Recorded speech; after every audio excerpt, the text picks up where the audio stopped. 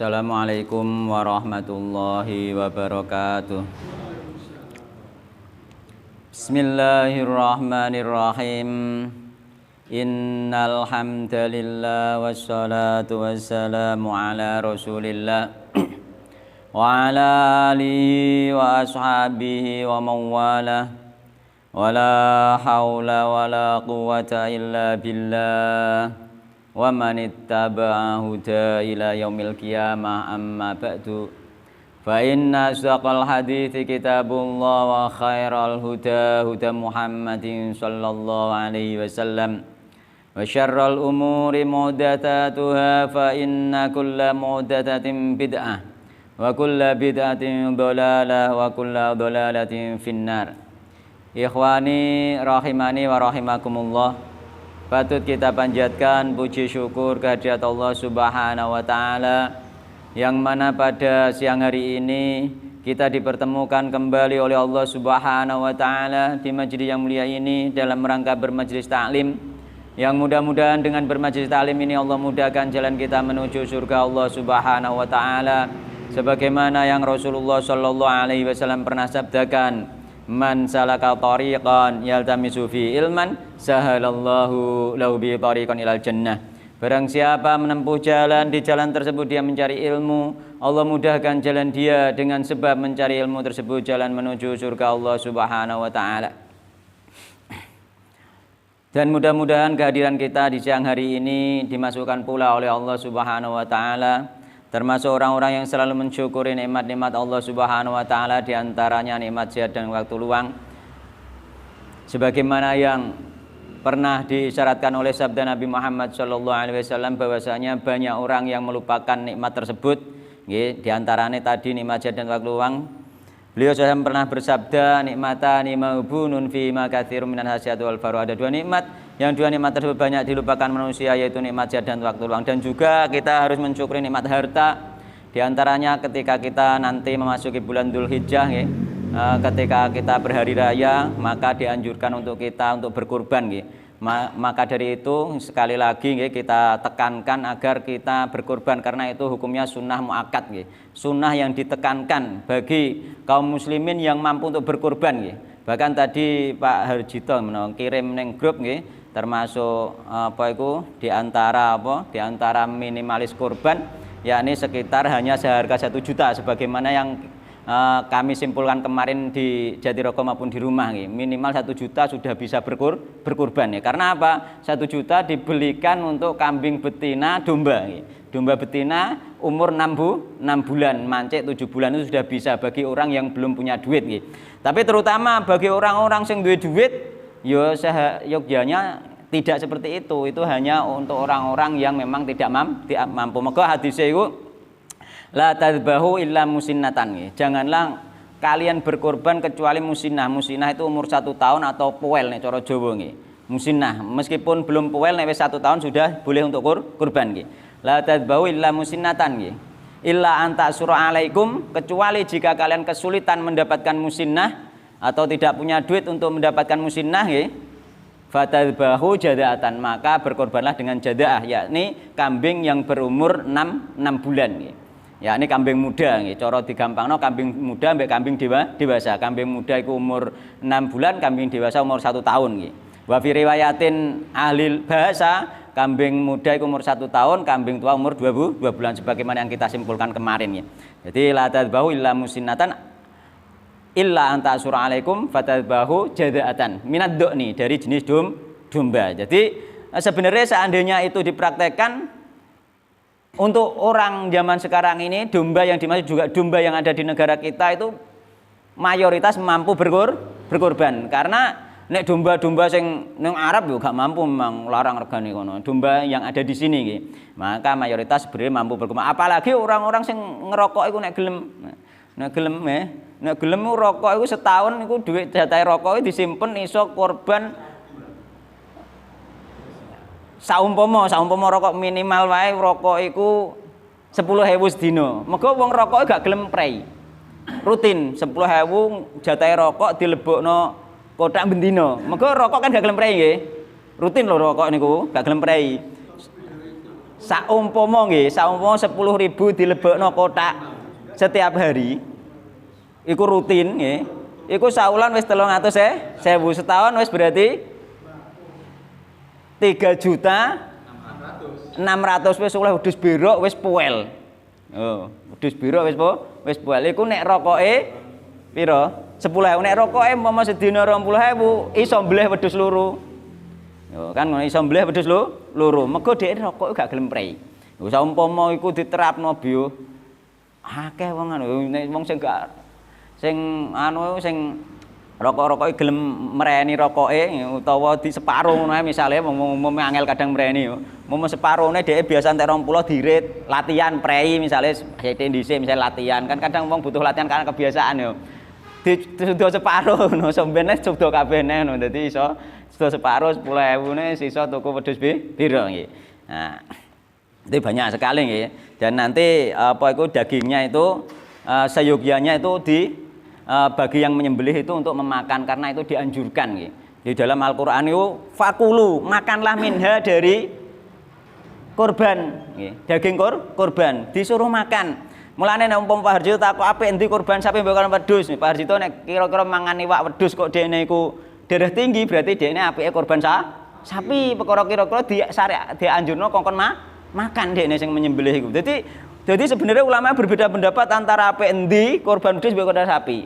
Iku ada berbeda pendapat. Namun ketika dikembalikan kepada masing-masing atau masyarakat sekitar itu tergantung nggih. Tergantung misalnya masyarakat wis akeh sing darah tinggi ya berarti luwih apik sapi engko kepangan utawa wonge dhewe sing mbleh gak doyan wedhus, mbleh sapi nek iso nang wedhus kaya kula niki luwih apik ya wedhus. Kula kan wedhus seneng, becek niku senenge ra kaprah kula niku kan. Jadi iku ora perlu dibahas utama endi. Sing penting apa? Sing penting ketakwaane nggih, ketakwaane. Sik dhewe kurban loro, sik kurban siji, sampean kurban 10 juga boleh. Mengko Nabi Muhammad pernah kurban sekali kurban 100 unta. Nggih, 100 unta gitu. Nggih Rasulullah pernah nate 100 unta. Mulane kurban enggak bagi orang kaya enggak dibatasi satu, sapi pun enggak dibatasi harus orang 7. Wong siji mbleh sapi siji juga boleh ngono lho. Malah matoh nek dhek beriman non sapi siji wong siji luwih afdal timbang karo sapi siji wong 7. Asal iman dan takwa ikhlas nggih. Asal ikhlas. Mulane la yanallaha luhumuha wala dima'uha walakin yanaluhu taqwa minkum nggih. Jadi sing sampai kepada Allah itu takwane, bukan darahnya, bukan dagingnya. Mulai dagingnya setelah disembelih wonge kon mangan dhewe. Mangane sak pira? Akeh gak apa-apa. Akeh gak apa-apa, gak ono batasan secara khusus dalam hadis ya. Maka fakulu minha. Makanlah sebagiannya. Terus kemudian wa'at imu alqani'a, kemudian berilah makan kepada alqani. Alqani itu wong sing tanggane sing sugih, sing kira-kira dekne ape mbleh kurban iku roh. Iku alqani nggih. Dadi tangga kowe mbleh kurban tanggane gak wekeki. Padahal roh nek mbleh. Lah iku gak boleh nggih. Harusnya memang sebelum mulane ning kono faqulu minha wa'at imu alqani. Berikan makan kepada alqani. Alqani iku tetangga, alqani nek menurut apa Mujahid itu tetangga meskipun dia orang kaya nggih. Yang dia ketika diberi juga mau iku. Ada tetangga yang seperti itu nggih. Utawa orang yang datang nggih menyaksikan nggih. Terusan alqani, terusan kemudian wal mu'tar kongkon kekno alqani wong sing kaya nggih tetanggane meskipun kaya nggih. Terus wal mu'tar wong sing menghadiri penyembelihan kurban. Oh, sing melok teko ana penyembelihan melok ngrubung melok teko iku dibagi iku. Nggih. Bagi iku. Dadi gak peduli dia kaya atau miskin atau dia sing melok teko panitia seora tetap harus dapat, apalagi panitia. Mengko panitia lebih berhak karena dia membantu. Bukan upah loh nggih, lebih berhak mendapatkan bagian karena dia membantu. Bukan upah loh nggih, bukan upah. Panitia boleh dapat bagian karena dia sebagai apa? Sebagai penerima juga orang yang hadir dalam penyembelihan itu mendapatkan bagian. Ora ning nggonku nggih biyen tau ana nggih, sampai dadi kasus saiki ora ana mbeleh ning nggone masjid jarang nggih, gara-gara dibeleh ning masjid dindumno wong sak njabane kono. Wong sekitare gak lah bagian. Kan ngono. Padahal orang yang menyaksikan, orang yang hadir harus dapat bagian nggih. Nah sing pepangan sak pira neng hadis iku meskipun hadis dhaif dibagi 3 nggih Pak nggih. Hadis dhaif dibagi 3, sing sebagian dimakan dia, sebagian disedekahkan, sebagian untuk fakir miskin dan itu meskipun hadis dhaif tapi mendukung terhadap ayat Al-Qur'an surat Al-Hajj ayat 36. Yakni faqulu minha wa atimul qani wal mu'tar. Yakni berikan kepada orang yang menyaksikan, yakni tetangga meskipun kaya, wal mu'tar ya orang yang hadir baik kaya maupun miskin. Berarti dibagi 3, artinya bagi 3 gak harus sama nggih, gak harus sepertiga juga seperti itu. Sing penting kabeh dikei. Sampean misalnya ngengeh akeh ya gak apa-apa, ngengeh sak pertelon ya gak apa-apa, gak ono batasane. Ya gak ono batasane. Aslinya kan enak isan sampean misalnya korban wedhus mini lemah-lemang sing dindo pira Pak 1 juta nggih. Terus akhirnya sampean mek sak pertelon mbok nggo dhewe. Ya berarti mokor korbanem ya mokor 600.000 dadine. Gitu. Kan sak pertelon dhewe kan asline dipangan-pangan dhewe gitu. Asline mokor 600.000. Umpama mek separo lho, malah mokor korbane mokor 500.000 asline. Asline murah nggih. Cuma urung umum ya tak pandakno bolak-balik urung umum nggih. Urung umum kenapa? Mergo aja muni ora kuat aku korban, keadaanku ekonomi ngene, omongan ngono ku gak oleh. Perkara apa? Omongan itu termasuk doa. Mulane sampean iki asline sambat iki nek apa sambat asline gak oleh mergo apa? Sambat itu termasuk doa. Sampean ditakoki piye kabare alhamdulillah meskipun gak usah mbok tambahi gak apa-apa ning hati alhamdulillah misalnya sampean uripe lara alhamdulillah ala kulli hal. Nggih utawa nek uripe penak alhamdulillah binikmati tatimus sholihat. Namun sampean cukup alhamdulillah selesai. Alhamdulillah Kang selesai iki. Iku nunjukno sampean bersyukur kepada Allah Subhanahu wa taala. Mulane ning gone hadis iku la tad'u ala anfusikum illa bi khairin. Janganlah engkau menyeru atau mengucapkan atau berdoa nggih.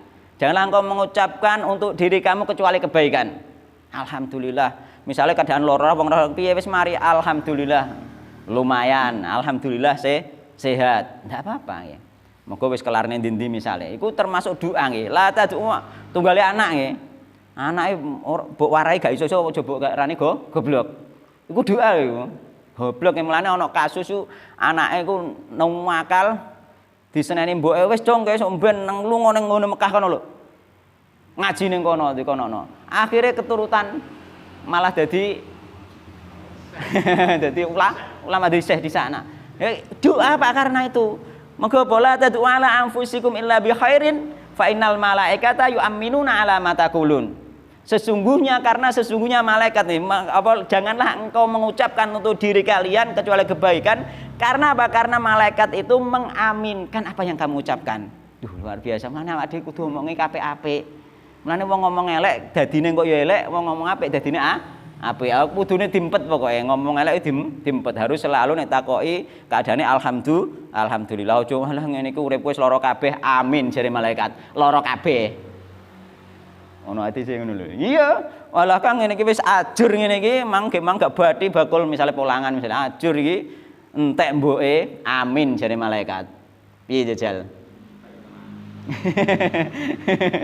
Iya, mulane alhamdulillah ngono.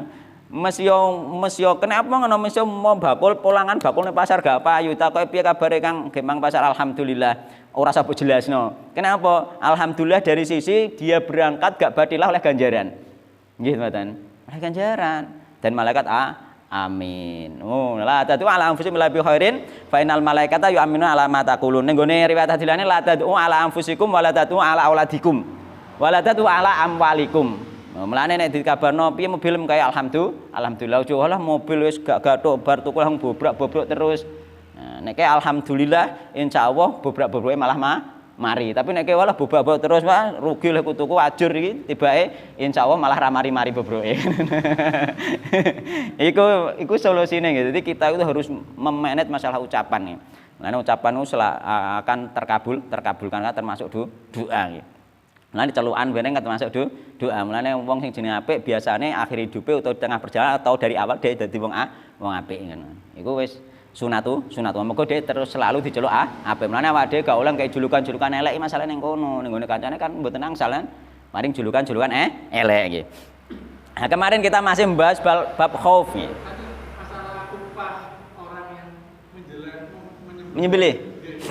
Itu wajib diupah apa enggak? Ya nek wajibe ndak, tapi afdhole diopahi. Seandainya orangnya kan sudah mendapat bagian dari nikah itu masih tetap harus diupah. Sebenarnya nanti yang jadi masalah takutnya bagian tadi dianggap sebagai upah. Jadi orang yang menyembelih itu dikasih upah tersendiri, adapun dikasih daging itu hanya memang sebagai bagian bagi nggih. Itu dikasih lebih bagus nggih, lebih bagus dikasih nggih. Nek masalah dagingnya tetap dikasih, orang yang beli pun dikasih dalam rangka apa? Memberi termasuk bagian bagi orang yang menyaksikan. Orang yang hadir dia termasuk orang yang hadir meskipun menyembelih, tapi tidak ada akad nih, tidak akad sebelumnya. Iki lho boleh nong kok kowe tak opahi kulite. Lah iku gak oleh. Iki lho boleh nong kok tak opahi ndese. Lah iku baru tidak boleh. Adapun ketika kau nyembelihno, apalagi sudah dikasih ongkos untuk penyembelihan, terus setelah pulang dikei ndas dikei kulit, bukan sebagai apa, sebagai hadiah bagi dia datang atau sebagai pemberian sebagaimana yang ada di hadis, yakni dikokon mangan terus kon ngekekno wong sing hadir, maka itu tidak apa-apa. Lah adapun ketika wis ditampa misalnya sing beleh mau mbok kei hadiah kulit tapi enggak ada perjanjian di muka, maka nek sing jenenge opah iku ana perjanjian mungkin. Nggih. Nek wis mbok kei kulit kok tenan kulite terus dijual iku urusane sing dikei.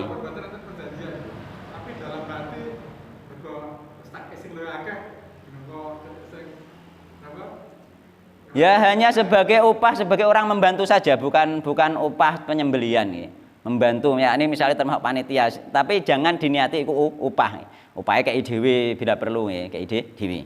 Kalau sapi itu penyembelian itu ongkosnya 600.000 sampai selesai nggih. Sampai selesai. Mboten napa-napa nek ditarif ngoten mboten napa-napa. Jagal lah nggih, mboten napa-napa. Iku termasuk tenaga memang ya.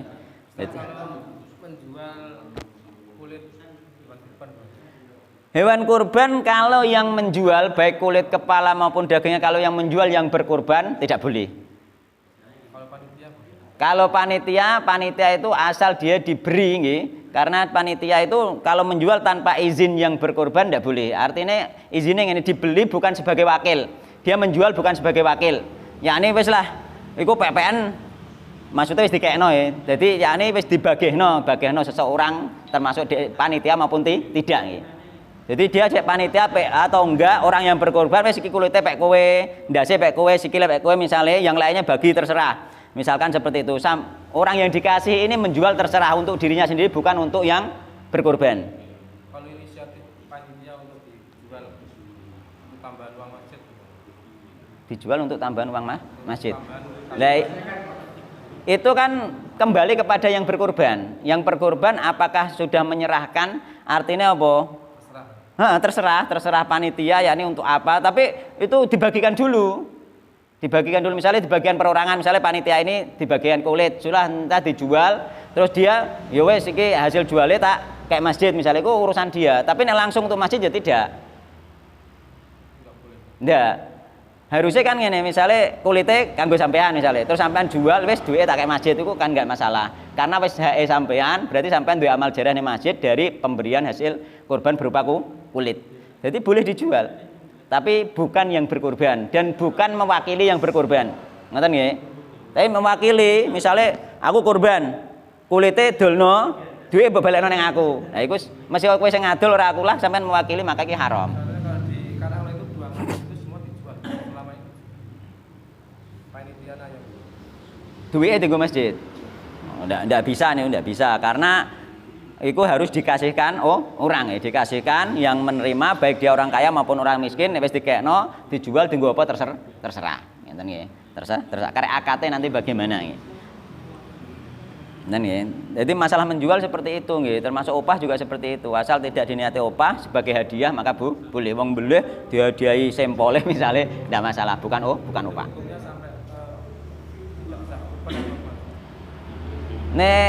Sampai tidak saburan tidak bisa, tidak masukkan seperti itu. Tergantung nanti yang korban nggih. Yang korban kalau sudah menyerahkan, kesalahan di panitia itu ditanggung panitia nggih. Tapi sebaiknya orang yang berkorban menyaksikan nggih, menyaksikan. Tapi seandainya wis berkorban dikek ning masjid wis pokoke tak korbano urusane panitia terserah. Tidak panitia menyalahgunakan, maka itu tanggung jawab panitia. Nek sing berkorban tetap sudah menyembelih, sudah ikhlas dia niat dari awal selesai, enggak ada masalah. Kesalahan di panitia, urusan panitia kepada Allah Subhanahu wa taala. Kan seperti itu. Karena apa? Karena yang berkorban sudah tidak menjual, kan seperti itu. Ya, tetap sah, sing berkorban tetap sah kan ngoten nggih. Ngoten nggih? Ngoten Pak nggih? Nggih, mbon. Nek pertanyaan besok lagi insyaallah di hari Ahad. Masalah korban, penting masalah korban niku. Nah, mun dekat, mungkin sampean nek kula cawis golek dhewe. Nah, dadi umpama kelar tuku cilik belah dhewe dadi gak dadi fitnah. Nek cilik kuwi wong aliran apa wong belah kok cilik misale ngono kan ngono. Tapi belah dhewe kan aman, dindungno daging kan aman kan ngoten. Ya, kan menolak fitnah. Mergo nek digawa nang masjid ora wong akeh kok iki cempe mbok belah iki kok lak ngono. Umur 6 wulan cempe ning ngarane. Dadi fitnah, padahal itu boleh ning hadis ada. Nah, itu boleh kan ngono. Engko daripada dadi fitnah aku tuku golok dhewe, tuku pisau dhewe. Nah, dibelah dhewe didumno dhewe kan selesai, gak ono wong roh. Ustaz, jadi kalau ini kan juga penting. Napa? Ini sudah mendekati Nggih. Idul Adha. Saya kan kalau bisa tolong dijelaskan masalah kapan kita ini bisa melaksanakan Idul Adha dan tanggalnya. Nggih. Yang kedua, ini polemik juga antara yang korban ini sudah mulai lagi. Nggih. Yang korban kan dilarang memotong Kuku dan rambut. karena ini satu Dzulhijjah. Nggih. Nah, tetapi pemahaman ini juga masih ada pemahaman yang lain. Nggih. Maksud itu bukan orang yang korban, Nggih. tapi adalah Binatang. hewan yang Nggih. dikorbankan. Nah, ini tolong bisa diterangkan dua dari tanggalnya, hari Arafah dan sebagainya itu pakai apa pengertian bagaimana dan itu masalah tadi. Nggih, nek menurut kula niku sama seperti zaman hari raya Idul Fitri nggih. Sama masalah hari raya itu sama nggih. Nah, meskipun nanti ada perbedaan pendapat yang jelas nek menurut kula tetap sama. Ya, ini nek kula tetap mengikuti apa iku ru'yah wilayah masing-masing. Iku nek kula nggih. Makene wis masuk to rong genane iki tanggal. Saniki mau tanggal pinten? Sabtu. Kira-kira sidone beda napa mboten? Tetep beda nggih. Nek beda kula mengikuti yang pemerintah Indonesia nggih. Ya, nggih, kula mengikuti pemerintah Indonesia meskipun beda dengan Arab Saudi misalkan nggih. Nah, meskipun beda tidak ada masalah karena hitungan bulan itu nggih, ketika kula melihat itu ada perbedaan nggih. Hitungan bulan dan hitungan tanggal matahari itu memang beda nggih. Bisa lebih duluan yang di barat nih hitungan tanggal bulan. Bisa lebih duluannya. Ojo nganggo logikane wong awam. Kono wis bodho kene kok kono iku hitungan tanggal matahari, tapi nih hitungan tanggal bulan itu bisa lebih dulu yang di barat. Itu. Dan tidak ada masalah, berbeda tidak ada masalah. Kenapa berbeda tidak ada masalah? Karena zaman dulu sebelum ada teknologi canggih, informasi yang canggih, kemungkinan besar di seluruh wilayah itu berbeda di dalam menentukan Arafah maupun hari raya Idul Fitri. Jadi tetap boleh Pak. Seandainya jenengan beda dengan Arab Saudi itu boleh. Di antara alasannya, apa itu seandainya dulu pun sebelum ada informasi yang mudah itu di berbagai daerah itu juga mengikuti ru'yah masing-masing tempat. Tetap sah-sah mawon. Terus apa mau masalah kuku? Kak, sebelum itu masih tema itu ada 3 perbedaan. Satu, Nggih. mengikuti ru'yah. Nggih. 2, mengikuti hisab. Nggih. Nah, karena kemarin hari Senin Nggih. ada yang bisa melihat hilal, tidak. Terus yang terakhir ini yang ketiga ini pedomannya adalah hari Arafah. Nggih. Untuk menentukan puasa Arafah dan sebagainya ini ada sebagian yang Nggih. punya pemikiran karena itu peristiwa itu Arafah, Nggih. maka kita puasa Arafah itu Nggih. pada saat pelaksanaan An Arafah di sana ya, wukuf di Arafah tanggal 9 itu. itu gimana? Wukuf atau tanggalnya? Nggih, wukuf atau tanggalnya nek kula mengikuti tanggal karena tanggal di sini belum tentu sama dengan tanggal yang di sana. Nggih. Nek kula mengikuti tanggal.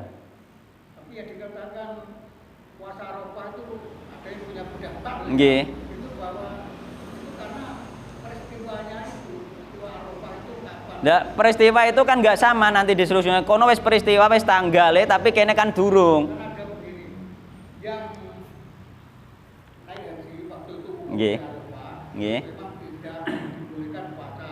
Nggih. Tapi kalau yang tidak naik haji atau iku puasa. puasa. Nah, Dan pahalanya diampuni dosa.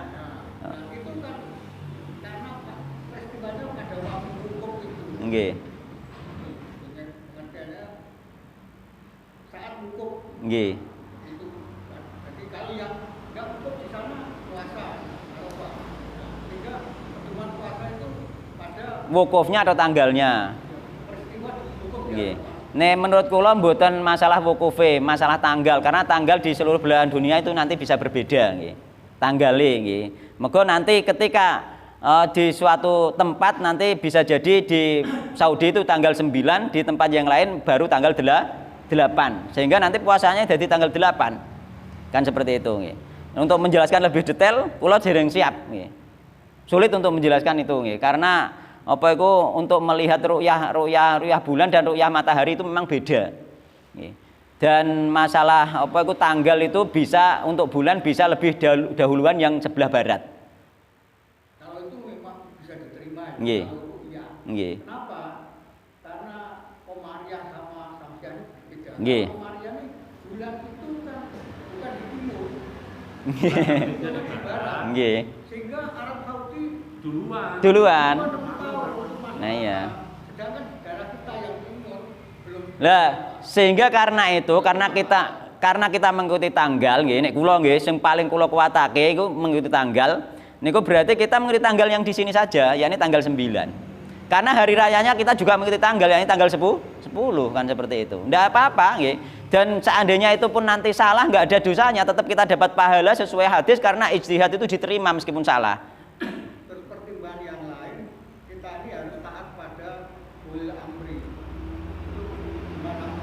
Untuk masalah ulil amri itu karena di Indonesia itu ulil amri memberi kebebasan ya lain persoalannya nanti mungkin ulil amri ini. Tapi nek kula tetap memilih yang mengikuti ulil amri tapi asal ulil amri yang sesuai kriteria yakni tadi pakai ru'yah. Seandainya pun ulil amrinya pakai hisab mungkin kula nggih mboten nderek. Dari ulil amri itu adalah yang mempunyai kekuasaan Nggih. negara, Nggih. pimpinan negara. Sedangkan pimpinan negara termasuk dari Departemen Agama itu sudah buka maksimal. Nggih. Kemarin malam Senin itu untuk bisa melihat hilal ternyata tidak bisa melihat. Itu kan Nggih. sudah upaya. Masalahnya kan ngeten ya, Pak. Masalahnya iku ning kono ati Allah wa ati Rasul wa ulil amri minkum to. Taat ning gone pemimpin di antara kalian. Sedangkan pemimpin kita itu memberi kelonggaran. Masalahnya kan di situ sehingga terjadi perbedaan karena memberi kelonggaran. Seandainya pemimpin kita itu tidak memberi kelonggaran, insya Allah juga bersatu jadi satu. Sebetulnya kalau dipraktekkan Tidak perlu diperdebatkan. kelonggaran kepada ormas atau siapa. Nggih, kan memberi kelonggaran. Karena kewenangan untuk menentukan itu adalah ulil amri. Ulil amri itu pengertiannya adalah yang punya kekuasaan negara yang punya. Lah, itulah polemik di negara kita karena negara kita tidak berasas Islam secara penuh, secara kafah. Kalau di Arab Saudi ditentukan nggak boleh ono sing anu wisan. Nggak boleh. Beda nggih, beda. Sudah beda ngoten lho nggih. Jadi perbedaan ini mungkin nanti ada hikmahnya, yakni pertama masalah ijtihad, yakni ijtihad umpama salah yo tetap untuk ganjaran itu yang pertama nggih. Masalah jadi salah ulil amri. Nah, nggih. Tetap untuk ganjaran. Umpama ulil amri salah enggak berdosa kok. Karena sudah berijtihad. Kan enak toh. Nggih toh? Sudah berijtihad. Kita mengikuti ulil amri nek kula nggih. Ini masalah apa itu yang dipotong kukunya atau tidak nggih secara ringkas kula nate baca banyak nggih. Secara ringkas itu nggih dhamir hu yakni apa idza arada ahadakum idza arada ahadakum ayyudhiya nggih. Idza arada ahadukum ayyudhiya nggih. Jika kalian menginginkan untuk menyembelih kurban nggih fala yamusa sa'ratahu nggih. Maka janganlah memotong rambutnya wa adfarahu dan juga kuku-kukunya. Itu yakni memang sebagian besar ulama sing kula ngertos itu kembali kepada kuku dan rambutnya manusianya nggih. Terus ada yang mengartikan juga karena domirhu itu bisa kembali kepada binatangnya. Namun ketika kita mau mengumpulkan dari pendapat tersebut, guys, kita nggak usah ngeleyelan nggih. Ya sudah kita nggak usah motong orangnya, rambutnya maupun kukunya dan juga nggak motong hewan ternaknya. Engko domba sing nek ape mbok korban terus mbok cukur dhisik kan ya elik. kan ngoten juga. Sudah selesai nek bagi kula kan ngoten. Karena itu juga istihadiyah nggih. Juga istihad nggih. Meskipun kula menguatkan nggih, kula pribadi nggih menguatkan masuke ning nggone orangnya nggih. Kalimatnya punya sebetulnya sederhana. Apa kok perbedaan pendapat? Tapi itu kan sejak zaman nanti kan kurban kan sudah dipraktekkan. Nggih. Nah itu kan prakteknya para ulama itu sahabat tidak memotong rambutnya yang korban dan tidak memotong kukunya karena diikutkan haramnya memotong ketika orang ihram. Nggih, sudah ada. Lah nggih. Dan memang enggak ada riwayat-riwayat yang mengarah kepada kuku dan rambutnya binatang, memang enggak ada, dan itu secara makna bahasa nggih, secara makna bahasa. Sudah tertera di hadis. Nggih. Kenapa kita enggak mengitibak dengan para sahabat itu?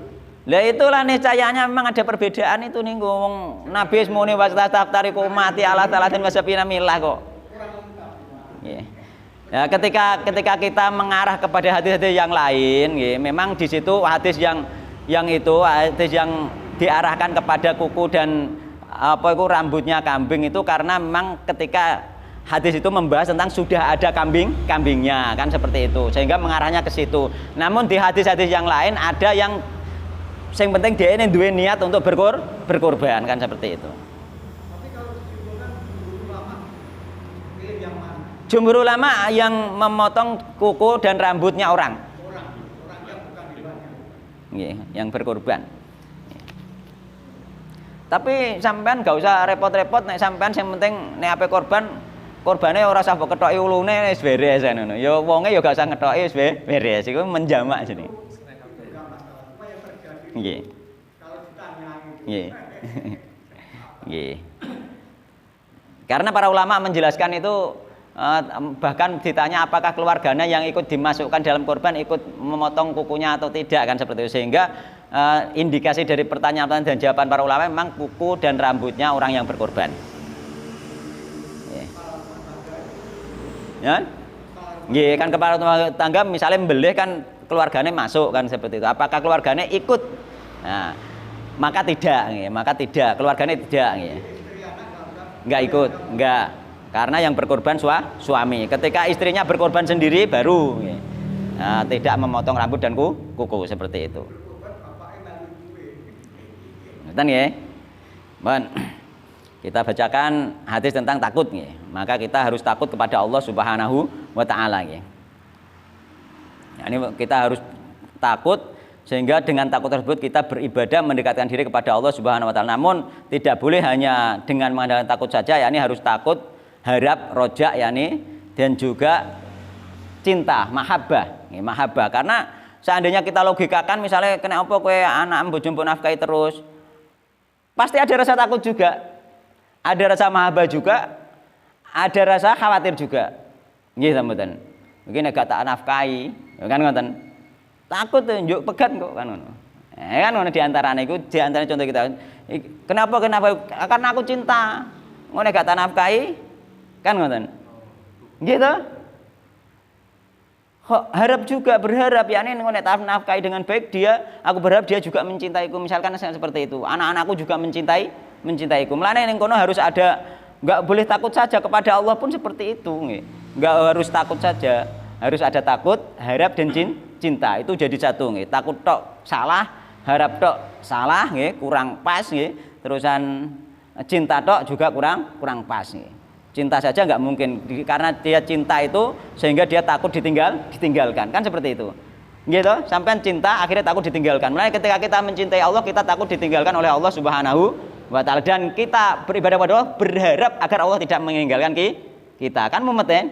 Mulane tiga ini harus tetap jadi satu di hati kita, yakni antara khauf, roja dan mahabbah.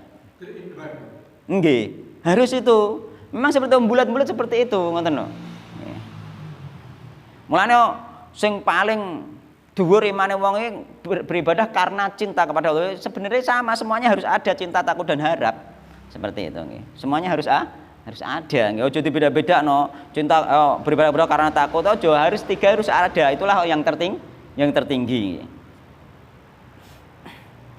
Kemarin kita surat Al-Imran nggih, baru kita lewati sedikit, kita baca kembali nggih biar lebih paham, yakni wa yuhadzirukumullahu nafsah nggih. Wa qala ta'ala a'udzubillahi minasyaitonirrajim wa yuhadzirukumullahu nafsah.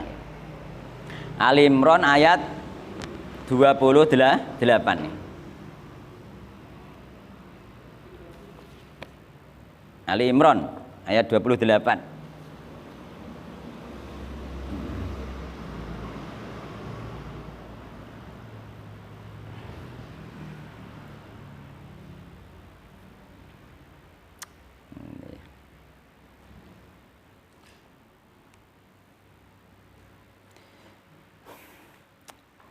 A'udzu billahi minasyaitonir rajim. La yattakhidhul mu'minuna al-kafirina auliya. La yattakhidhul mu'minina. La yattakhidh ojo ngalap, jangan mengambil. La yattakhidh, jangan mengambil. Jangan mengambil sapa al mu'minuna wong-wong sing beriman al kafirina ing wong sing kafir auliya. Ing kekasih-kekasih. Janganlah orang mukmin itu mencintai orang-orang kafir. Ya ini maksudnya asia-asian saling mencintai terhadap orang kafir. Min dunil mukminin, selain dari orang-orang yang beriman. Kita harus saling mencintai terhadap orang-orang yang beriman.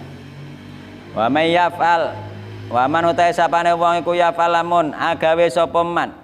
Dzalika ing mengkono-mengkono kasih sayang terhadap orang-orang kafir. Jadi nek wong Islam iku menyayangi nggih, menaruh kasih sayang terhadap orang kafir, falaisa mongko ora ana sapa man minallahi saking Allah, maknane saking agamane Allah. Apa syai'un suwiji-wiji, maka dia tidak mempunyai agama Allah sedikit pun. Jika dia itu mencintai orang-orang kafir, karena orang kafir itu musuh-musuhnya Allah, kok kowe mencintai musuhnya Allah? Maka kita tidak boleh mencintai orang kafir. Jadi falaisa mengkorano minallahi saking Allah, yakni saking agamane Allah, fi syai'in iku tetep ing dalem suwiji-wiji, gak dianggap nggih duwe agamane Allah Subhanahu wa taala nggih. Illa kecuali kejaba nggih. Antataku yen to wedi sapa sira kabeh minhum saking wong kafir. Jadi ke gak oleh mencintai wong kafir. Nek ke mencintai wong kafir maka termasuk dianggap tidak mempunyai agama Allah. Kecuali orang-orang yang takut kepada orang-orang kafir.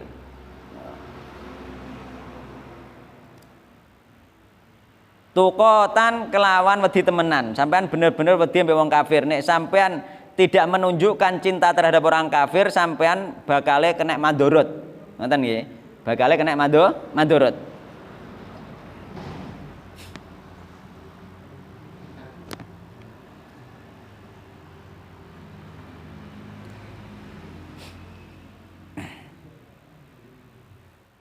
Ya ini neng kono ditafsiri apa?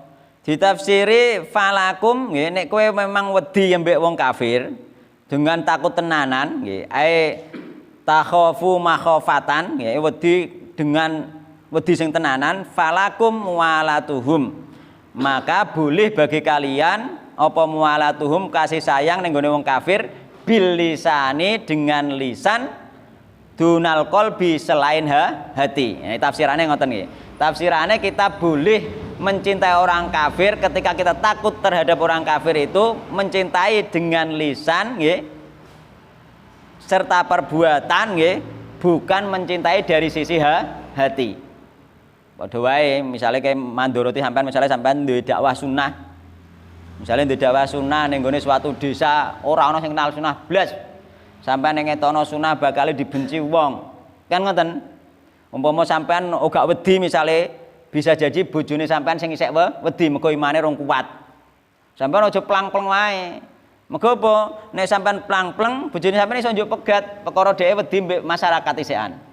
Kan ngono, iku termasuk siasat agar kita ketika kita takut, yakni takut bojone gak kuat, takut anaknya gak kuat misale, itu juga bisa sudah. Yani apa, kita jangan menampakkan sesuatu yang kontroversi yang menimbulkan gejolak di masyarakat. Kita menampakkan yang sudah disepakati misalkan, tapi tetap ngelakoni sunnah kan. Aja patek mbok ketokno sing kira-kira nggawe madharate ning keluargane sampean. Niku sama seperti itu keadaannya ketika kita takut nggih. Nek takut itu boleh seperti itu nggih. Kita menyembunyikan keimanan karena takut. Itu boleh. Jadi sabar dulu. Wis saiki sing penting aman, bojoku yo aman iki wong misale wong kenal sunah ya. Tak ibarat wong kenal sunah, wong kafir juga seperti itu. Sing penting misalnya hidup di lingkungan orang kafir, sing penting aman, selamat sik iso ibadah kan ngoten ya. Ya, sunah juga seperti itu. Sing penting aman, selamat nggih. Bojoku misalnya urung kuat imane, tak didik alon-alon nggih sehingga gak njaluk pegat. Nek kira-kira gak kuat masyarakat iso njaluk pegat. Kan ngono. Iso dadi perceraian. Anake yo ben kuat, sing penting saiki bertahan ngenal sunah, anake di sekolahno, di ngajikno nggih, dididik sing tenanan ambek menunggu suatu waktu Allah membuka sunah tersebut nggih. Nah, ketika seandainya di dalam satu keluarga ono sing kuatnya kuat kabeh ndak ada masalah. Nih, misalnya kuat kabeh nggak ada masalah. Nek ono sing tertekan, mengko kadang wedok iku meneng ae anut wae kadang tertekan moro-moro stres. Iya lho Pak, biasa nganut umume wong terusan sing lanang ngajak gak umume wong sing wedok dipeso dijak. Bener nurut tapi moro-moro kok nek stres. Kan awake gak ngerti. Nek ketoke isih takut, maka kita harus menunda waktu untuk menguatkan dulu. Ono siasate kudune ora sembarangan. Dan kita memilih yang ringan nggih. Nek kula memilih misalnya kaya masalah pakai cadar sunah, itu memilih seperti itu. Karena apa? Karena ketika kita mewajibkan pakai cadar, terjadi gonjang-ganjing di masyarakat, nek masyarakat itu urung kenal sunnah kan seperti itu. Itu pun kula memilih kan. Dan itu harus dikaji nggih. Enggak harus nek wis gak dadi gonjang-ganjing kaya sing wis biasa, kaya Mas Indro wis biasa, ndak ada masalah nek wis biasa kan ngoten. Dan keluarganya juga sudah siap. Seandainya ada yang belum siap, maka kita memilih yang sunnah yang mudah, yang sunnah tersebut sesuai dengan masyarakat. Yang penting nutup aurat misalkan seperti itu. Itu juga sudah bagus. Kan adone ngono mawon. Kan ngoten. Nek mbok paksakno kowe kenal sunnah. Terus ngaji mengikuti pendapatan loro. Cadar ku wajib. Langsung bojomu urung piye-piye urung mbok didik ngaji blas tenanan urung langsung mbok peso mbok kon cadar stres. Nggih ta? Stres utawa anake poso. Iso wae stres. Terus akhirnya iso beruntak, anaknya mungkin iso menggat, bojone mungkin iso njaluk cerai. Itu termasuk madorot yang lebih besar. Yakni apa kita ingin mendatangkan maslahat, ternyata datang madorot yang lebih besar. Itu pun harus dipikirkan, diijtihadi kan seperti itu.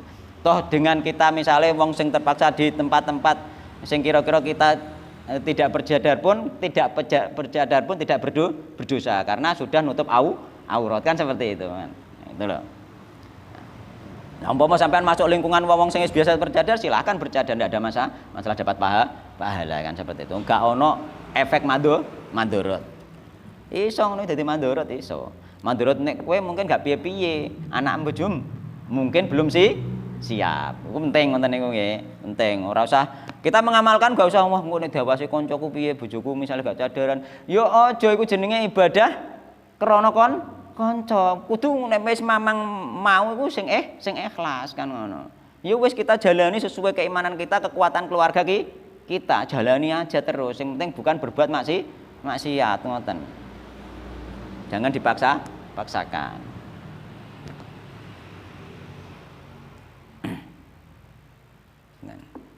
Jadi ketika orang itu apa iku nek negara sing nggone negara kafir nggih, maka dia boleh mencintai orang kafir secara lisan. Omongane ya apik mbek wong kafir, nggih.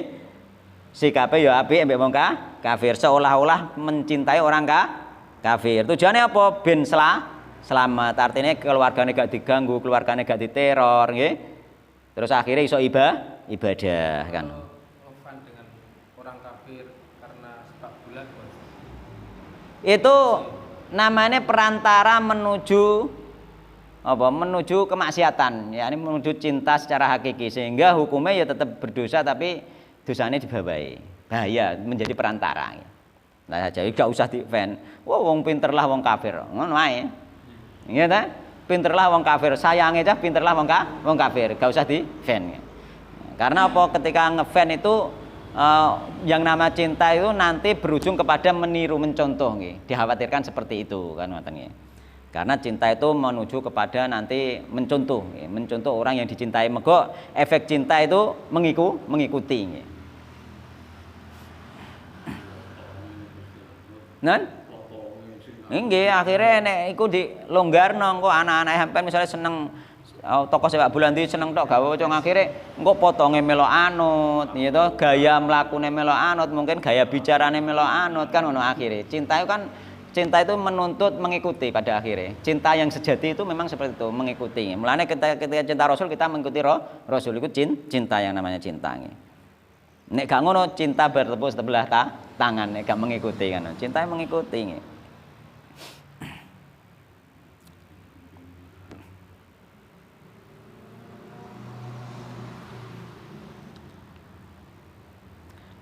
Wahada qabla izzatil Islam. Maksudnya zaman Nabi saurunge Islam menang, iku ya ngono wong-wong Islam iki sik apik wong kafir biasa.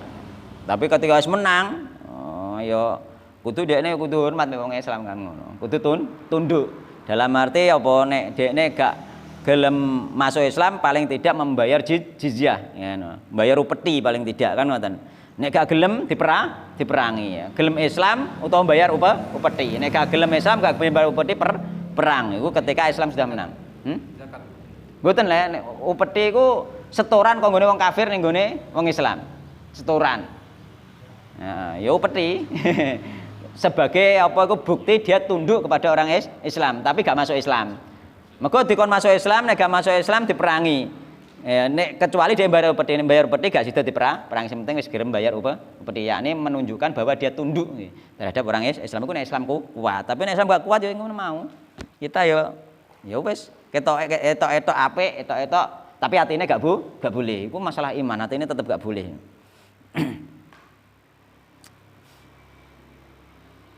Wa yajri lan lumaku yakni berlaku nggih.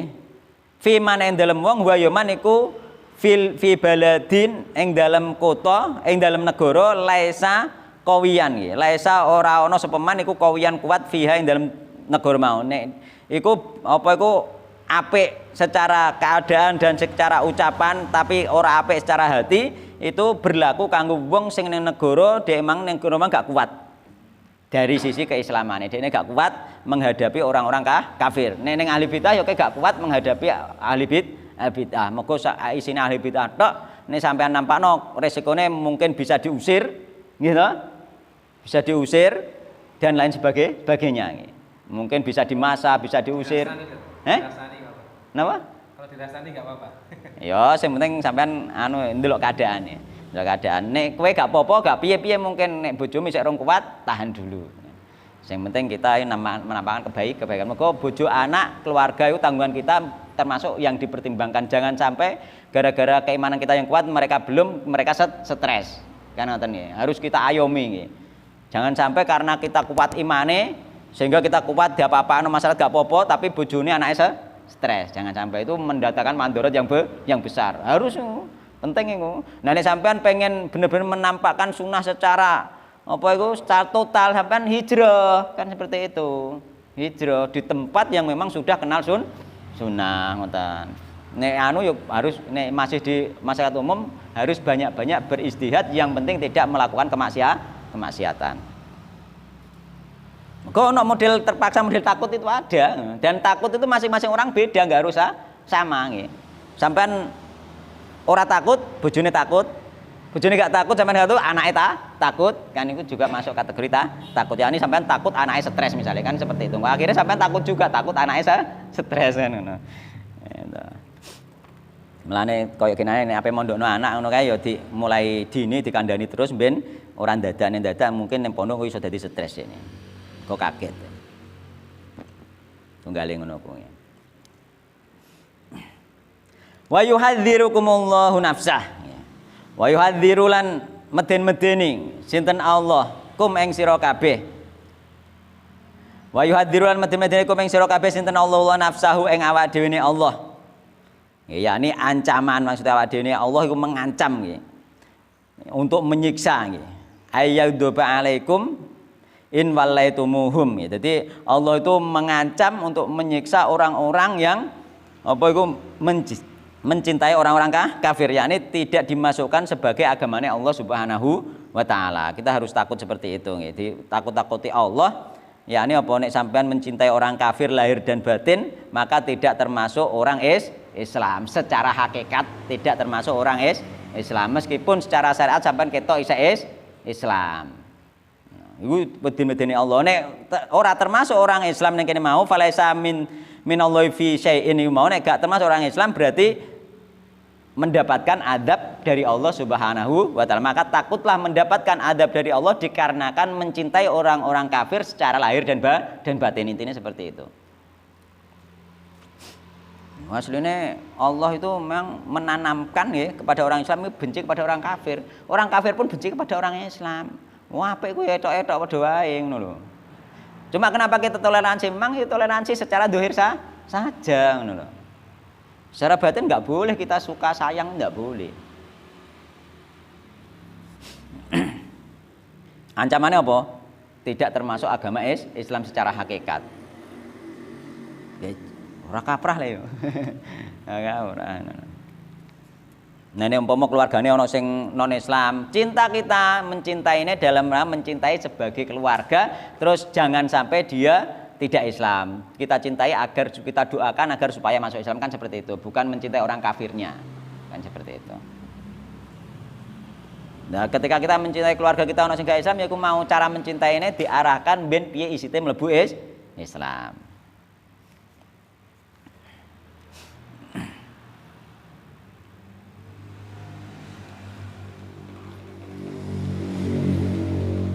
Jadi wa yuhadzirukumullahu nafsah lan medhi-medhi Allah kumeng sira kabeh lan medhi-medhi kumeng sira kabeh sinten Allah nafsahu ing awak dhewe Allah, yakni ancamane Allah berupa nek mencintai orang kafir maka dia tidak termasuk agama Islam. Wa ilallahi lan maring Allah al-masiru utawi nggon bali, yakni al-marji'u fayujazikum. Maksudnya Allah nggon bali sumben kita bali ning nggone Allah terus kemudian dibalas oleh Allah Subhanahu wa taala. Amal apik dibalas apik, amal elek dibalas elek. Mulane kita harus takut hanya kepada Allah kita kembali. Wis pasti semuanya hanya kembali kepada Allah terus dibales kabeh.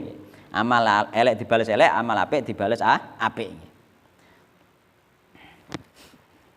Kul ngucapa sira Muhammad lahum maring wong mukmin. Kul ngucapa sira Muhammad maring wong mukmin intufu lamun nyamarake ndelikake sapa wong mukmin sapa sira kabeh nggih ma ing sesuatu fi suduri wonten ing dalem atine sira kabeh nggih. Yani maksudnya kulubikum min muwalatihim, yani maksudnya atine sira kabeh saking mencintai wong kafir nek mbok delikno ke padahal mencintai wong kafir etok-etok gak mencintai auto bedu utawa nampakno sira kabeh yakni nampakno nek cintai wong kafir ya lamhu mongko weruh hu ing ma sesuatu yang mbok dhewe mau sinten Allah roh wa huwa ya alamu ma fis samati wa ma fil ard, dan Allah itu mengetahui apa yang di langit dan apa yang di bumi. Wallahu ala kulli syai'in qadir. Allah atas segala sesuatu itu berkuasa. Yakni apa? Ada segala sesuatu Allah berkuasa mengadab nggih sampeyan nek sampeyan mencintai wong kafir meskipun mbok delikno. Ngenten ya. Jadi wa huwa ala kulli syai'in qadir, di antara bentuk syai'in sesuatu sing Allah berkuasa itu Allah berkuasa mengadab kalian meski karena kalian mencintai orang kafir meskipun mbok delikno ning ati tok. Nah, itu Allah ngerti sehingga Allah mengadab kalian dikarenakan hal yang tersebut. Bahaya nggih. Jadi kita tidak boleh mencintai orang-orang kafir secara lahir batin. Adapun secara lahir, secara apa itu hal maka boleh ketika kita memang terpaksa nggih. Kita terpaksa. Tapi masalah bermuamalah kita tetap biasa, terutama di negeri kita Indonesia ini. Maka secara muamalah tetap biasa kita bermuamalah sebagaimana dengan orang-orang yang lain, jual beli dan lain sebagainya tetap sah dan boleh. Kemudian ayat yang berikutnya, penulis membawakan ayat lagi, yakni surat Abasa. Wa qala ta'ala yauma yafirul mar'u min akhi wa ummi wa abi wa sahibati wa bani likulli imrin minhum yauma idzin sya'nu yughni.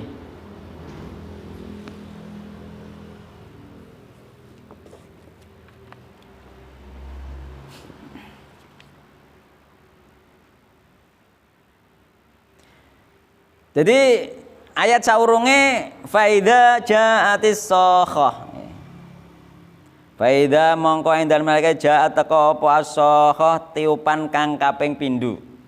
Mergo trompet itu sampeyan ditiup ping pindho. Meskipun ana pendapat sebagian ulama trompet itu ditiup ping 3. Tapi sing jumhur ulama sing paling kuat trompet itu ditiup 2 kali. Tiupan pertama, tiupan kedua.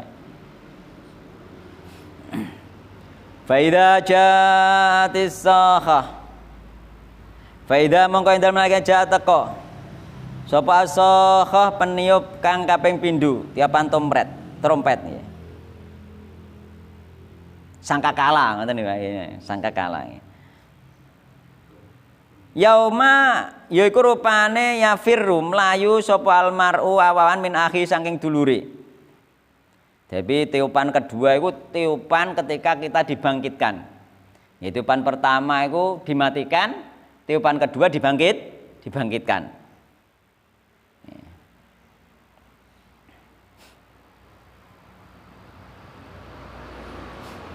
Wa ummihi lan melayu sangka ibuke. Jadi ketika tiupan yang kedua dibangkitkan itu wis wong melayu sangka dulure. Dulur njaluk tulung wis gak digubris. Wa ummi lan ibuke sangka ibuke juga seperti ibuke ning anake juga seperti itu, gak digubris. Mulane ketika sebelum dihisab iku ana anak dihisab kurang. Karo Allah kongkon golek tambelan imbuh amal. Golek ibuke. Sing digolek pertama ku ibuke ning riwayat hadis iku. Golek ibuke dijaluki imbuh amal. Jaluki syafaat intine iki. Jaluki imbuh amal iki. Kon ngimbuhi ibuke nggo amal sak pira kongkon ngelongi kekno Dek. Dekne jare ibuke engko nek aku kurang piye? Mergo urung hisab kabeh. Ibuke juga kuwatir engko nek kurang terus njaluk sapa? Ning kono wis gak ono sing dijaluk. Kecuali nek wis bar hisab misale seorang anak bar dihisab terus ternyata selamat masuk surga, maka dia baru mencari ibunya untuk memberi syafaat. Tapi sebelum hisab melayu kabeh gak gelem. Ibuke jaluk syafaat gak gelem. Ngene aku kurang piye kan ngono. Tapi nek wis selamat baru anake selamat nyafai ibuke nyawit dulure. Karwan wis masuk surga, maka dia nanti karo Allah dikei hak syafaat, hak membantu kan. Tapi nek zaman urung dihisab iki semuanya lari, anak pun lari, padahal anak itu termasuk apa itu? Amal jariah wong orang tua itu pun lari. Zaman sebelum hisab ya. Mulane yauma yafirul mar'u min akhi, tiupan kedua iki mereka lari dari semuanya nggih, menghindar dari keluargane. Golek selamat awake dhewe wa ummihi wa abi. Lari dari ibunya, lari dari bapaknya. Wa sahibati wa bani, lari dari sahabat dekatnya, yakni apa kemarin niku? Istrinya. Nek istri ya suaminya. Suami lari dari istri dari suami lari. Gak tanggung jawab aku wis ngurusi awake dhewe. Meneh kanca biasa wae, kanca bojone wae ditinggal mlayu. Ndelik. Ngopeni awake dhewe. Kok sakit piye ngurusi awake dhewe kok. Nek sampean mau wis bar dihisab lagi sakit ning liyane, sampean kan karuan selamat. Iki padha-padha rong slamete. Gak ono iku wisan. Lari semuanya iki ning gone Al-Qur'ane. Gak ono critane sakake, gak ono. Kabeh padha lari ngopeni awake dhewe. Wa sahibatihi, bojone, wa bani, meneh kanca wae, wa bani lan anake. Iki Ustaz, itu kan Quran apa kan hadis? Al-Qur'an. Abasa. Nek iku kan di kursa ini tok. Abasa niki lho. Enten ngeten nggih, yauma yafirul mar'u min akhi. Mosok mboten enten ngene jenengan. Enten. Ali Imran juga ada nih, wa yuhadzirukumullahu nafsa. Cuma dipotong gurit tok inti tok. Tapi ono kaitane sing karo ngarep kan ngoten.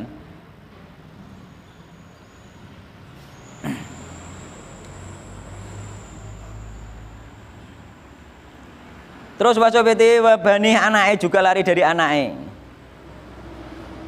Likul limriin nggih. Iku kedue saben semenawan minhum saking para makhluk yaumaidin ing dalem iku dina, yakni dina ditiupe trompet kedua, sya'nun utawi keadaan nggih.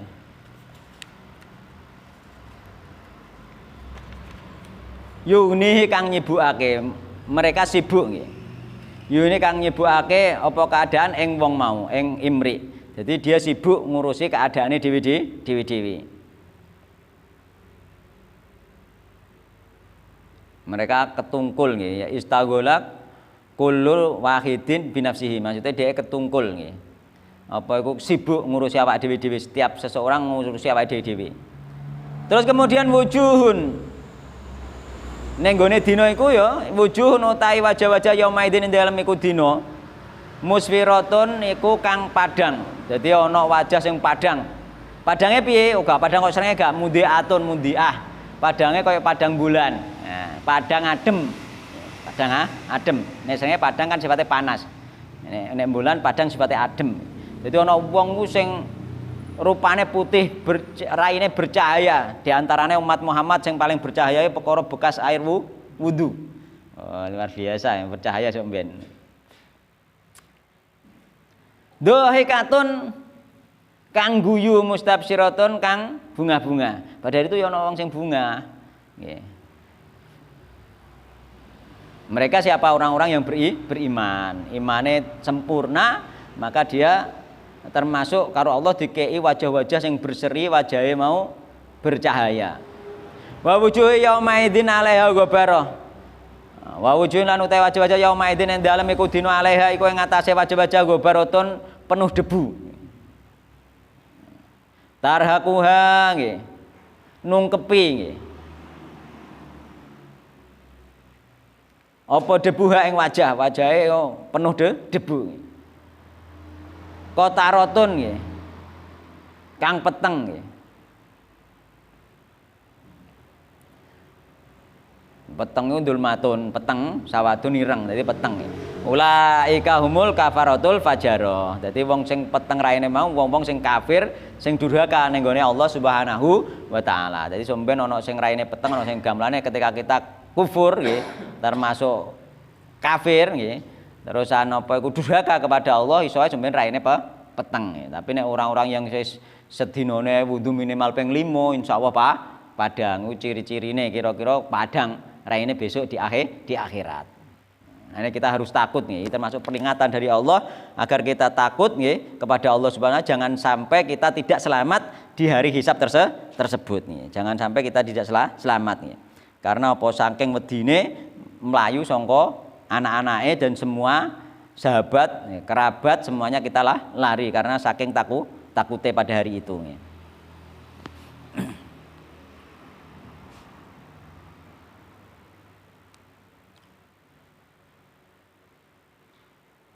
Kemudian Allah Subhanahu wa taala berfirman nggone surat Al-Hajj.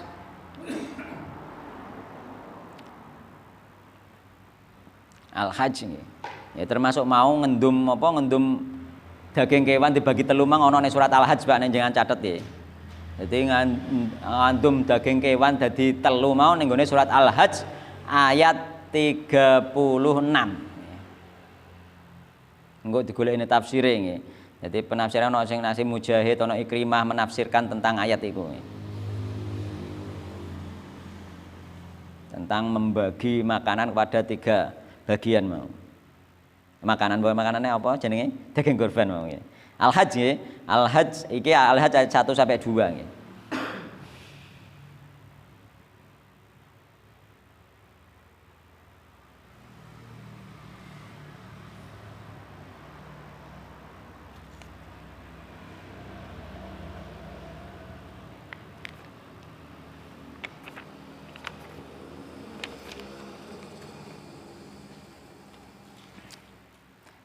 Bismillahirrahmanirrahim. Ya ayuhan nas.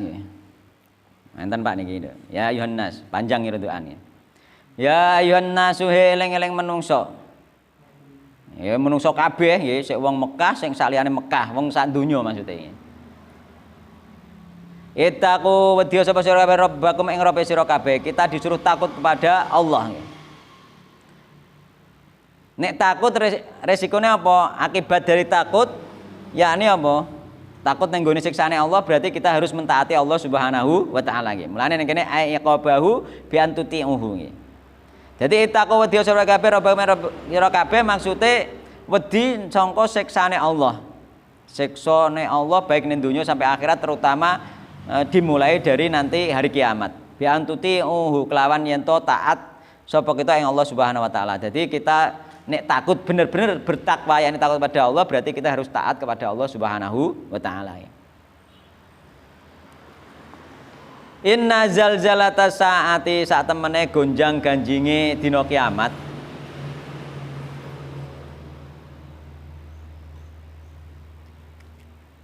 Jadi gonjang ganjinge dina kiamat iku ail harakata syadidah lil ard, maksudnya obahe bumi dengan yang sangat. Dan itu terjadi yakunu badaha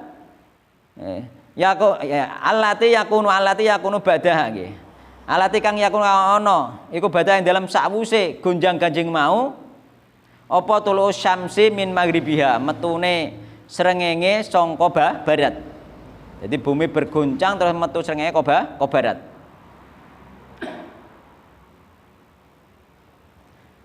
Alladzi huwa qarbus saah, yakni hal itu tersebut nggih, yakni metune srengenge ke barat termasuk dekate hari kiamat. Jadi inna zalzalata sa'ah iku syai'un adzim. Hal kejadian yang seperti itu adalah sesuatu yang besar yang perlu kita perhatikan ya. Kaget ya. Mereka kaget ya. Innal zalzalata sa'ah ya. Sesuatu yang besar, yakni orang-orang kaget pada saat itu ya. Jadi ketika gonjang-ganjing srengenge metu ke kulon wong do kaget. Jadi kaget itu sendiri termasuk bagian dari adab saking nggone Allah Subhanahu wa taala.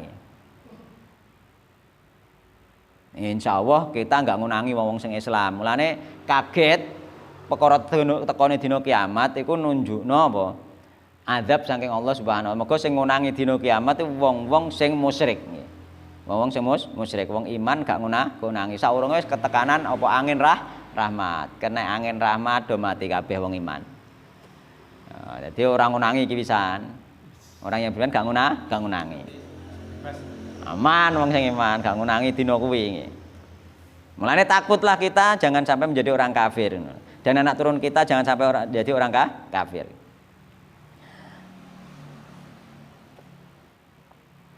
Yauma tarawnaha tadhalu kullu murdiatin amma ardoat. Yauma ing dalem iku dina tarawna ningali sapa sira ha ing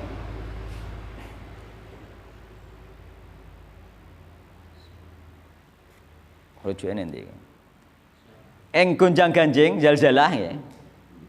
Tadhalu nggih, hale padha lali nggih. Dengan sebab zalzalah mau sapa kullu murdiatin, saben-saben wong sing nyusui ngantek lali. Lali apa? Lali nyusoni anake. Amma ardoat saking bocah kang den susoni nggih. Ngantek lali nggih. Wong nyusoni ditinggal ngantek lali. Perkara saking kagete. Iki menghadapi hari kiamat. Ora kena dibayangno, naudzubillah misalnya semoga anak cucu kita juga gak ngunangi, yakni anak cucu kita habis ketika ada angin rahmat. Nek anak cucu kita habis sampai datangnya angin rahmat nunjukno anak cucu kita semuanya beriman. Maka apa sing iman mati pada saat itu nggih. Uga ngantek ngunangi semodel ngene iki nggih. Wa tad'u kullu dzati hamlin hamlaha.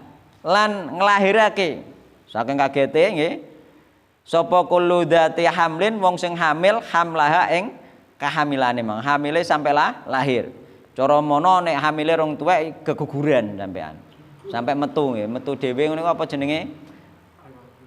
Prematur ngantekane saking kagete ngene. Wa taranna sasukar wa ningali sapa sira anase sukaro hale padha mendem. Mendem kena apa? Min sidatil khauf, karena saking takute dekne kaya wong mendem, saking wedine. Wa ma hum bisukara wa malan ora ana utawi nas iku bisukara mendem. Tapi ora mendem, tapi kaya wong mendem. Tapi ora mendem sangka ngombe minuman. Walakin lan tetapine adzaballahi syadid. Siksane Allah iku sing syadid keras sangat nggih. Jadi sampai seperti itu nggih. Jadi sangat dahsyat sekali nggih. Naudzubillah min syarri dzalik nggih. Kita berdoa bolak-balik nggih ketika baca ini jangan sampai kita dan keturunan kita ngunangi kiamat nggih. Karena dengan doa seperti itu sudah menunjukkan bahwa kita berdoa semoga kita itu meninggal dalam keadaan beriman. Karena di hari kiamat itu yang meninggal sudah orang-orang yang tidak beriman. Sampai diceritakno ning gone hadis-hadis iku wong wis berzina di jalan-jalan. Ning dalan-dalan wong zina biasa, wong kelon ning dalan-dalan iki biasa, wis gak isin mbek wong. Ya nek ndelok saiki yo potongane yo wong-wong wis ada mulai gimana ngono. Mulai mungkin dari kendel ning gone ning gone media sik, misale ning TikTok, ning YouTube, kendel ning ngono sik suwe-suwe kendel ning alamnya nyata kan. Perkiraan masih 1 juta tahun lagi masih ada. Wallahu ta'ala alam nggak ada diketahui. Ya yang jelas kiamat itu dekat karena sesuatu itu akan terjadi. Sebagaimana kematian kita itu dekat karena akan terjadi gitu saja. Kita mikir kematian kita saja. Nah, itu wis kiamat termasuk. Mulane jenenge kiamat sugro, kiamat cilik. Jadi kita mikir mati awake dhewe misalnya gak usah mikir yang berjuta-juta. Misalkan kita mikir kiamat awake dhewe iki umpama umur awake dhewe 40 umpama swidak karek 20 tahun ngono wae wis perek lho iku 20 tahun kan ngono. Iku ukuran normal. Urung tentu kok sampean mulai selamat ora gak ngerti, tapi tetap harus berdoa. Kan ngono. Mulai do omah leyeh-leyeh meninggalkan saged. Kaya ning video genane aku ora wong ewah khodah wong ngaji ngene moro-moro slek. Iya kaya ning video e. Moro-moro meninggalkan. Ya mudah-mudahan kita meninggal ketika kita melakukan aktivitas kebaikan sehingga itu termasuk tanda-tanda husnul khotimah.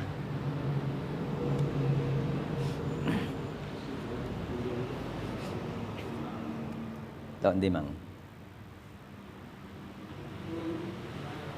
Mbon selesai nggih. Dadi mbon selesai niku nggih. Mbon sakmonten mawon niku engko diterusno mblentrek nggih. Wis sakmono mawon.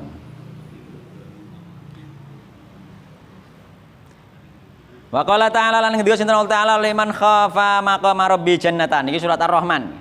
Jadi waliman lan kedue wong khafa kang wedi sapa man maqama rabbi ing nggih. Kedudukane Allah yakni bertemu Allah besok jannatane utahe surga loro. Surga loro maksudnya surga sing terbuat dari emas ambek surga sing terbuat dari perak. Jadi wadah-wadahe itu terbuat dari emas dan wadah-wadahe terbuat dari perak jannatan. Jadi ayat iki iku ning gone tafsire iku hadise termasuk hadis dimasukno nang ati hadis wong sing wedi nggih. Wong sing wedi ning gone Allah terus akhirnya dia njaluk pesen nek aku mati aku obong. Ngoten nggih. Nek aku mati aku obong. Engko awune sawurna buak ning segara. Allah ben gak nemokno aku ben gak diadab.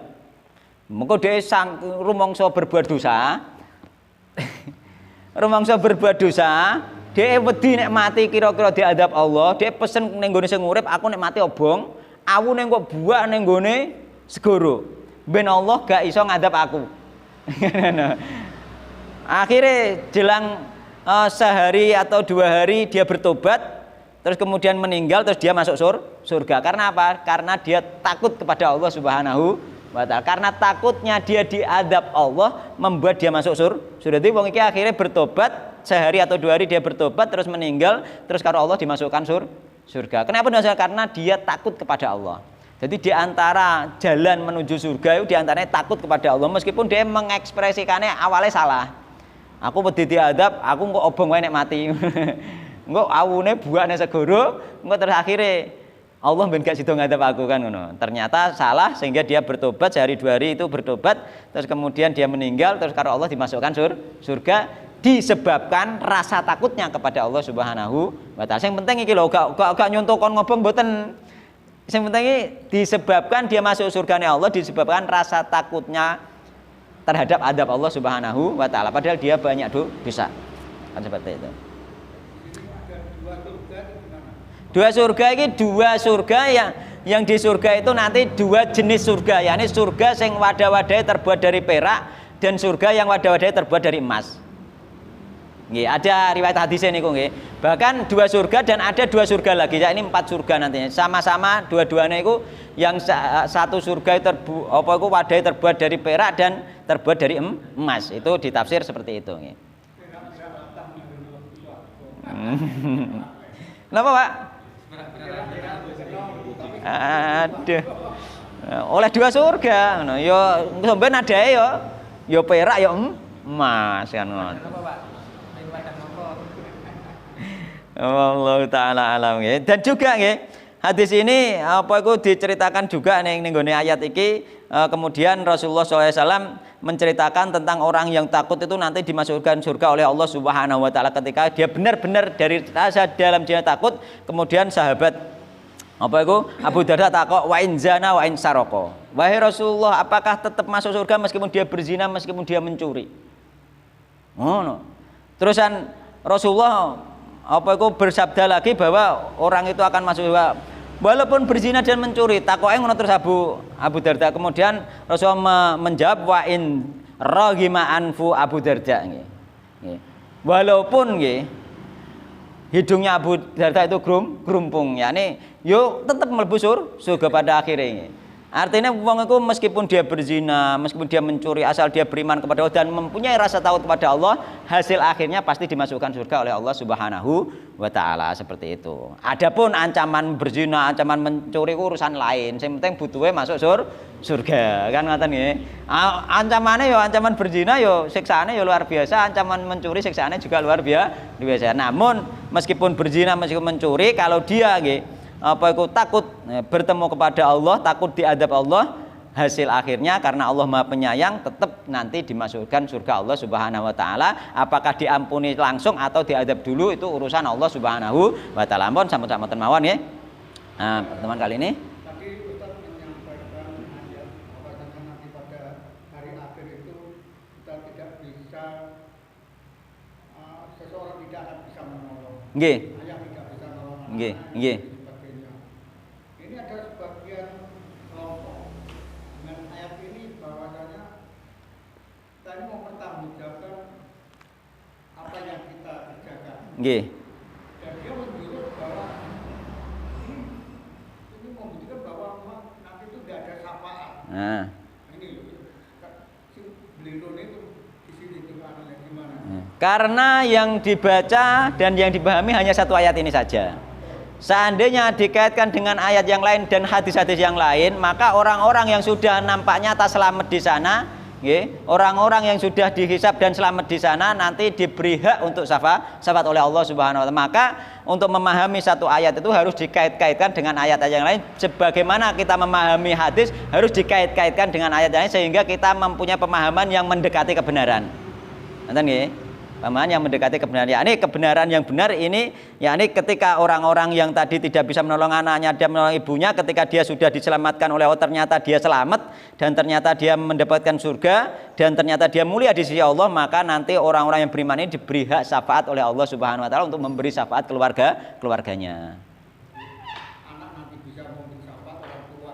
Nggih. Percaya. Nah, wallahu taala alam. Yang jelas benar nggih. Orang-orang yang seperti itu mungkin cara apa ya, cara nek bahasane wong sing ngenyakne kurang adoh ngopine jane kan.